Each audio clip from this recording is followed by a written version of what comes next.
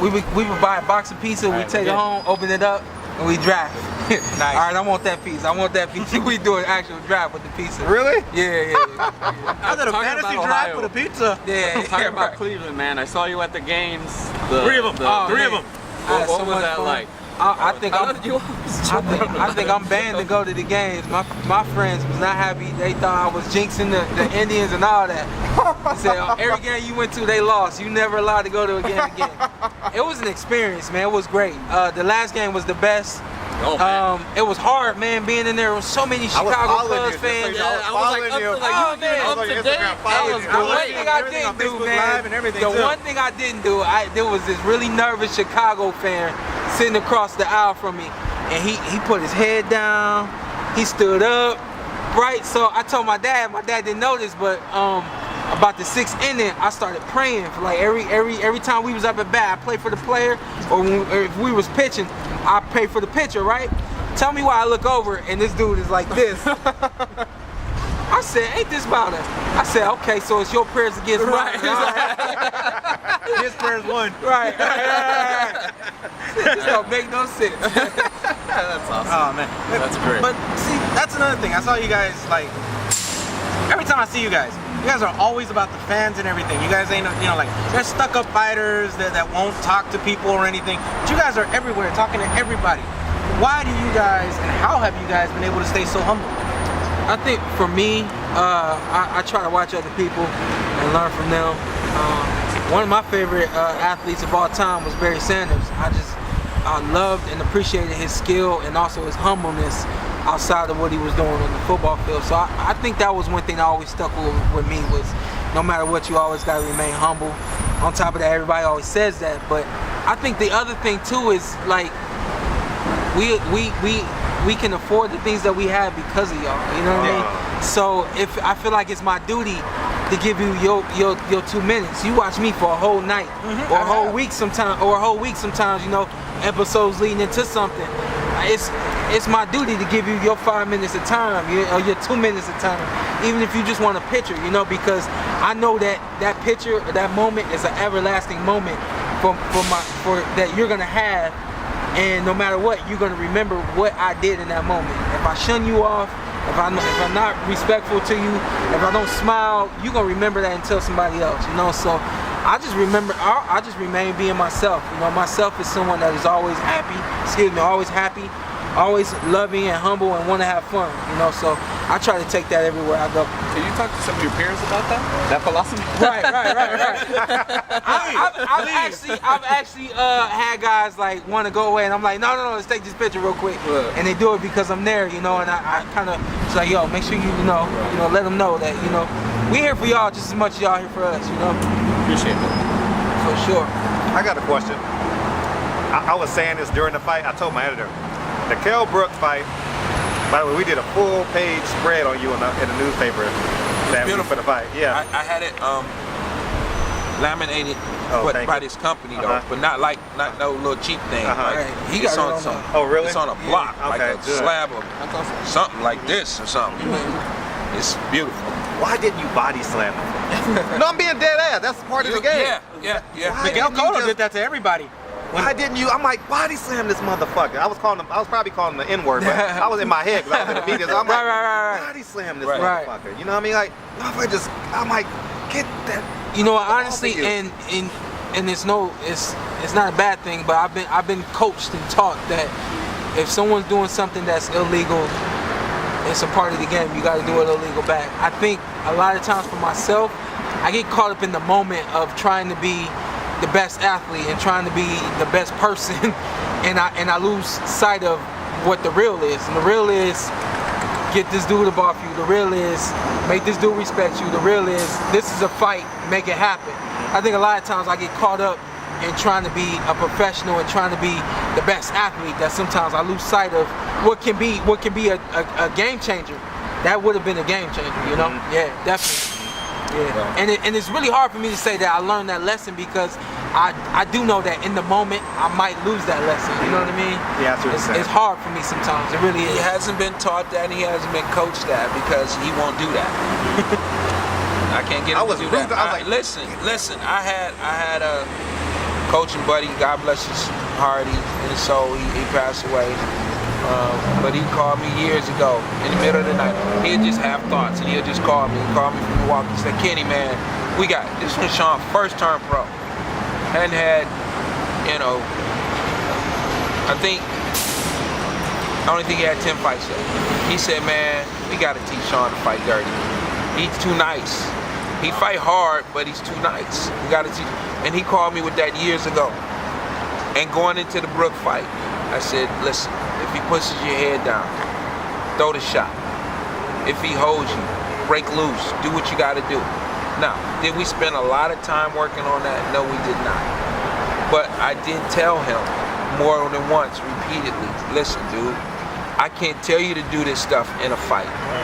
It's gonna make me look bad, really make me look bad if I tell you to do something illegally that a guy is doing to you. But just like the Bronner fight, when Bronner was gloving him like this, what do I need to do? This says ROSSO. Somebody push your head, do I need to tell you you need to do it back? Somebody give you an elbow, do I need to tell you you need to do it back? No, I don't. But trust and believe they're gonna beat you every time if you allow them to do it.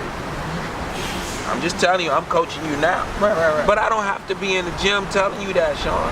If you allow a guy to push your head back like that, and his thumb goes into your eye, and I'm talking about Bronner, his thumb goes into your eye, and now you lose your vision, and you can't see, he wins the fight. Get out of the sport if you're not gonna do everything that it takes to win. I'm telling you that. He just told you. There's nothing else we can say, because if that glove goes into your eye, if that thumb goes in your eye, 20 seconds, gone. the fight's over. You'll lose. You know what I'm saying? If a guy grabs your arm and twists it this way, and you pop something and you're no longer able to use, but because you were being nice, or you were trying to play in some, everybody's looking at me, they think I'm a nice person. No, dude, this is a fight. Nobody's gonna dislike you when it's over with because you defended yourself. Am I right? Right. Would nobody been mad at him if you had I was threw screaming Kell for Brook it. off of you? I was screaming for and it he in my couldn't head. hold no more, and you were able to fight him straight up. Nobody would have been mad at you for that. Because on TV, it looks like you're holding him because you're coming in and he's on top of you. So it looks like you're kind of clinching him on TV. And in real life, you're like, this motherfucker, keep on holding this motherfucker. You know what I mean? And that was the game plan. That was literally the game plan. Jab, hold. Jab, hold. You just need to fight them how they're fighting you. Like not only you, but when I see fighters, like a fighter gets low twice, I'm like, hit him. Like, you know what I mean? Like just do it. Like, and the ref understand, and because the refs are human. So when the ref sees it in my eyes, I don't know. The cameraman 3 or 4 times when he sees it for 3 or 4 rounds, he's like, oh, he's just paying. Oh, right. You know, what I mean? He's just becomes a part of the fight. Yeah, Becomes a part of the fight. Yeah, that becomes a character in the play. Right. You That's know what I'm I mean? saying. Yeah, right, you're exactly right. Yeah. And So add this into your yeah. Right? I've tried that too. I've tried that. I got some little cold words, but he like, no, I'm keeping it real with you. It's on camera. He like, I'm not gonna do that. He's just not gonna do it. Like, Shawn, come on, man. Let's do this. Tell me what you want me to do, jab or something. You know what I mean? But add that into your day out in the training camp. Will you guys offer some of your insight? I think you should offer some of your insight to what you've seen in the fight and what you see going on in that camp.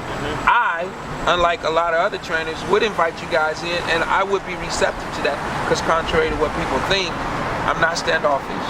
I'm not as mean as somebody might make me out to be. I'm not as hard as somebody might make me out to be. And I'm approachable. Yeah, people say little silly things, but well, we know you. That's why. Yeah, we know you. Yeah, they say little silly. You know, you got these little people that sit, you know, there on their computer hiding. You know what I mean, saying things about me, and I never see them at a fight. I didn't take a picture with one of those guys today. Not one of them. You know what I mean? But you know, they like to say these little things, like what that fool said. I think I'm Nino Brown because I wear my hat like this. He said I think I'm a gangster, but I've never seen him at a fight. Yeah, he came in the gym. He came in the PC the other day with a hoodie on, all black. I said, why you look like you just came off the set of Straight Outta Compton? But But the I would be the glasses on. I would welcome that, and I'm open to that because I always try to use other people's intelligence. You know what I mean? And you know, you see the stupid stuff on there. Shawn Porter's a good fighter, but he needs to get a better trainer. I've seen that a lot. Doesn't matter what I teach him. If he don't do it, it ain't gonna matter. Okay? So it ain't got nothing to do with what I teach him. I teach him everything he needs to know. He can get up there and tell you that. Whether or not he did it, it's up to him in that moment. You know what I mean? But it wasn't that he wasn't taught. You know what I mean? I didn't have 3 guys make the Olympic team for no reason. I wasn't the technical coach of the 2012 Olympic team with Errol Spence for no reason. You know what I mean? I had the outstanding boxer at the Olympic trials in 2000 and, what was that, 8? Yep. I sent my first guy to the Olympic trials in 2004. So it has absolutely nothing to do with that. The individual. You can have the greatest trainer you want, Freddie, Roach, or anybody else, whoever it might be. You know what I mean? If everybody decide they want to now start coming to me after they 25 and 0, I'm gonna look great. But if they don't take the information, Good point. yeah, but I'm gonna look great. But if they don't take the information and transfer it to the fight, it won't make a difference. Now, I see some guys getting up on the scale today, and they looking pretty bad to me when they getting up on the scale, and I'm thinking to myself, you know what? I could have helped them with that. No, I can't do that because I don't reach out to other individuals or I don't go behind another coach's back to talk to his fighters. But I really would like to make you feel better before you get on that scale. You know, John can eat a little bit of oatmeal on the day of a weigh-in. I'm looking at them like, yo, you supposed to be smiling when you get up. You know, ain't supposed to. that means they're not educated about nutrition I be feeling good. and the way to bring this weight down the right way. You know what I'm saying? And so, you know, I would be open to you guys coming in, and not only just coming in, but you know what? From a perspective that you have, you seeing things totally different than mine. The perspective you have is different, and the perspective you have is different. And you're watching all these other different fights, so you're bringing information and education that I may not be seeing because I live in this. I don't necessarily watch it as much as I used to. I pick and choose what I watch now. Whereas before, when I wasn't living it, I had to watch everything. I had to watch all of it because I had to get all that information. You know what I mean? So I would welcome that, you know what I mean? So I'm that kind of guy, where most coaches aren't, you know, but I'm that type of guy, and contrary to what people are, I think, that I'm always trying to learn something or understand something better. Even from a perspective of how you looking at it through a camera, you're seeing it totally different. You know what I'm saying? You're seeing it different. When you go back and you watch it on TV, you're watching it differently than other people that don't use a camera. Because you're looking for certain things that they don't see, that you would be trying to film. Don't let anyone talk to you about your hats here. No, I don't. Right? Let me ask you this, and don't forget your thought, because I think I just forgot. That's like a Mayweatherism or some shit right there. No. From a You were saying from a perspective. No, I know what I'm talking about. I know. I'm trying to bring you back. I still got my head on. No, from a perspective. From a perspective that we watch fights now, and a perspective that the judges watch fights. I'm talking to everybody. Would you guys be open to, and what would be better seating for judges? Would you be open to changing, or adding a judge, or raising the seat higher? Raising the seat higher because they're. Let me tell you this. I say this all the time because people are always jealous. Damn, you got the best seat in the house. I said, I don't have the best seat in the house because I'm looking through 4 rows or 3 rows. I don't know how many ropes it is, but I say, when I put you in 100 section, you can see their footwork, you can see their facial expressions. I'm looking at the reaction of the fighter once he does something. Because when you turn your back to me on the other side of it's hard for me to see everything. And I'm like trying to dip and dodge, but that 100 section level, because you get to look down. And for example, like, say for example, if you know Keith Thurman is gonna throw his jab, right? If you reset Keith Thurman, you should get the point. Or see what I'm saying? Like how you're leading the fight. Yeah. Like once you see Keith Thurman set his feet, you know he's about to throw the jab, and you say, no, I'm about to reset, make this motherfucker reset again and think about his jab. Right. You know what I mean? Or you throw a fake hook to make the motherfucker think, oh, I can't throw the jab now, I gotta reset. You get the point. Judges can't see those intricacies in the fight. You see what I'm saying? But I think that 100 section is like creme de la creme because you can see all four corners. I can't see all basically four like the fifth row Stay at the Stuff professional, Hub. though. Yeah. Stay professional, though. Yeah, okay, yes. Basically the fifth row at the Stuff Hub on the 100 section right when you get up, because I remember you two and I saw this fight a few days ago again. Ortiz Berto too. I knew he was gonna say you guys had the sun and you guys were like this. Yeah. Now imagine being the judge that had that angle and you're looking at it. So it's like, man, but if they were in that 100 section, they'd have a clear view right there, straight eye to eye with everything. So like he said, raise the seat up a little, or put them in a section where they could see everything, where they could see the action better, where they could see everything from every single angle. Because like he said, let's say we're all at the bottom, right? He's on this side, I'm in the middle, and they take the fight over there. He's got the better perspective. Me and him are kind of looking like trying to figure out what's going on. They get it to that corner. All right, me and him are now this way, and he's got the better perspective. They fight this way. These two are trying to look at a different angle. We gotta have them where they're everywhere. The judges are seeing the exact same thing. That would be the best way for the judges to actually judge a fight and see a fight. Not from a monitor, not from anything, not using instant replay, none of that, because obviously you only get 1 minute in between a round. But they have to see everything from every single angle at one time, at the same time. Nice. What about you? That's what I said. I raised the seats. Raise the seats. I think you can just what he was saying. You get the whole perspective. You mean like lifeguard seat?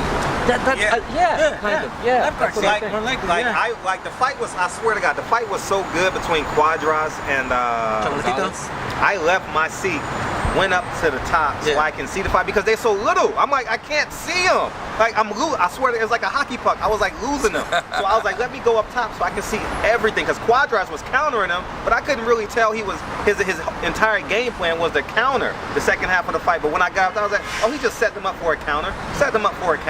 Relocate, counter, relocate, and I couldn't see that. It was like he was, because at the bottom, it looks like Chocolatito was just hounding him, like on top of him. But once you see like Quadras' game plan is the counter, and if you get a chance to throw the right after the left, we got action here. Maybe I can stop the kid, but and at the end of the fight, you realize what Quadras was doing. Chocolatito's eyes was like this, so his game plan quite possibly could have worked. You know what I mean? So and how many times have you guys heard this, or even you yourself? You were at the fight. You were at his fight. You saw it one way, but when you go on TV and you watch it again, the replay, you see something different that you didn't see. Yeah, for sure. If everybody was watching it the same way, obviously everybody's gonna have a different opinion of it and what's going on and what they see. But more than likely, you're gonna have somewhat of a mutual understanding of what's going on, and that's what judges need to have. Right. Because, let's say Ward Kovalev, everybody was 114, 113, but there's some fights where it's 119, 110, and then another judge has his 115, 113, and it's like, how the hell did you two get these scorecards? Where did it come from? Right. How? Right. What angle did you see? What did you see? What's going on? So universally, if everybody's watching the same thing the same way, they all have somewhat of the same thought. This was great, man. It's good stuff. Thank you guys so much. Pizza was pretty good too. I got one question, and I was thinking this, because you mentioned making weight and all this. Would you have Cuellar coming at 124? Yeah, because that was weird. I heard 124. I was like, because what? I interviewed What's the weight so I said, because I interviewed his trainer, his manager. I said, he says Monday he's gonna weigh 165. I said, Whoa. So today's Friday and he weighed 124. On Monday, 3 days from now, he's gonna weigh 165. And I They said, living wrong. so I said, living wrong. Obviously. So I said, in my head, I'm like, 124. He said 65. Yeah, 165. I interviewed him yesterday. He said, you should see him. He said, you don't believe. He said, tonight he's gonna weigh 20 more. He's gonna weigh 145 tomorrow. He's killing himself. Literally, there's some things going wrong in his organs on the inside that later in life he's gonna have some serious problems. There's no way possible. No, I would like to, and everything is.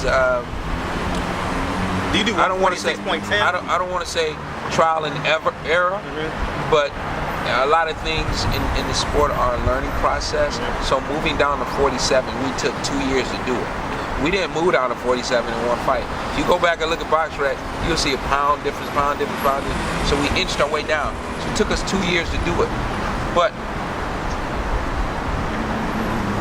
from my experiences, the closer he is to the weight, the better. The lower he is underneath the weight is now putting you at a deficit. That's You don't what I need thought. to take You don't did need 2 to extra take, workouts he didn't need. Yeah, you don't need to take any extra off that you need to just to say, "Ooh, I was 2 pounds under." No, unless you're fighting out of your weight class and you're moving up, and now I understand why you're that much lighter. So no, that is definitely something I wouldn't do. I remember Berto in Vegas. I don't remember who he was fighting, but he came in at like 45, 44. I think he was 44, and he's fighting 47. And I was like, why did he do that? And then I got a call from the top like, why did he do that? And I was like, I don't know why he did that, you know what I mean? But no, I would never do that.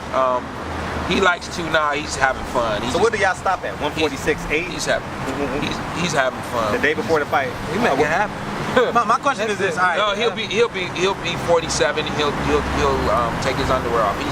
He having fun with it. He's joking with everybody out like, I really need to take my underwear off to make weight, and he don't.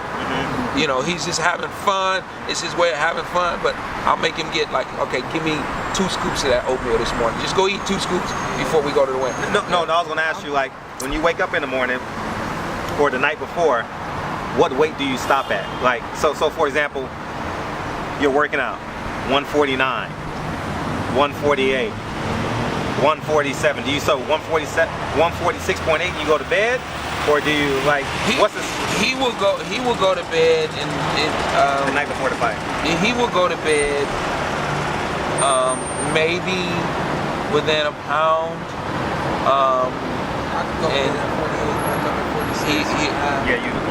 He will say prayers. He'll read his Bible, and the weight will come off because his mind is already in control of his body, and he's got his body going in that direction.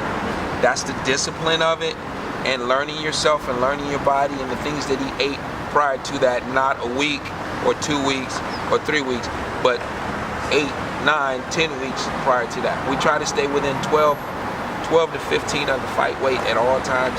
As you can see, he's not, you know, his face he ain't walking around here like Keith Thurman, right? You know, somebody called me, I'm looking at Keith on TV. I said, I don't want to look at Keith on TV. His face like this. You know what I mean? And so anyway, you know, it's not healthy for these guys, and we know there are long-term effects from getting hit. On top of that, you're damaging your inside organs. You know what I mean? So when I saw them guys again, I was like, it made me think of another, you know, way to create a revenue stream. A revenue stream to bring these guys in and show them nutrition and how to bring the weight down and stay strong and monitor. But you got to be disciplined and you got to buy into it. You can't drink, you can't smoke, you can't turn up. If you do all those things, then everything else falls apart. Because I could get you not a diet, just a new way to live and a new way of life. It's not a diet. It's a life type of lifestyle, right? I can get you that, right? But you're only in the training facility for 2 hours that day, and you got another 22 hours in the day to screw it all up. No, turn up, I can't do it. Oh man. Anything else you guys got to say about, you know, what's going on in boxing? You guys got a date? What are we looking for Shawn? No, we don't have a date. First quarter of next year is all we can give right now. But you know, you do have a date though. You have January 13th, right, for Victor? No, Victor's posting something that he's like on January 13th at like at a fairground. Victor who? Oh, Victor. Oh, you talking about? No, I told not you. Ortiz. I told you that Victor did not do anything with us. They decided that they knew more than us and they wanted more than we were willing to do. And I didn't know they went their own direction. Really? Son, father, son? Yeah. Oh wow. They went their own direction to do their own thing. So, you know, you have to let people do those things. Yeah, I haven't heard about that. That's just the way. That's just the way this is. Like I said, I didn't have 5 guys at the Olympic trials for nothing. But you can't tell me who those other 4 are, because they didn't stick with me and they didn't listen. I don't even think any of them made $10,000 yet. Ouch. People have no clue. They think they can literally. And I'm just saying it's just the way it is. And you know, you get criticized no matter what. They think they can turn on YouTube. Oh, I see what they're doing. I can do that. Oh, I see how he trained his son. I can do that. Oh, they at the track. I can do that. Oh, they went swimming. Oh, they put a mask on their face. I'm gonna get a mask too. No. pull it off. You know, I don't want to be mean about anybody in any type of way or say anything disparaging, negative about anybody.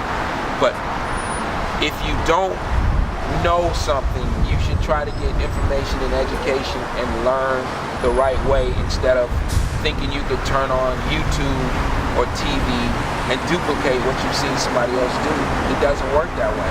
I've been doing it for 26 years. 20 coming into 27 years. So, you know, and that ain't including all of my amateur career.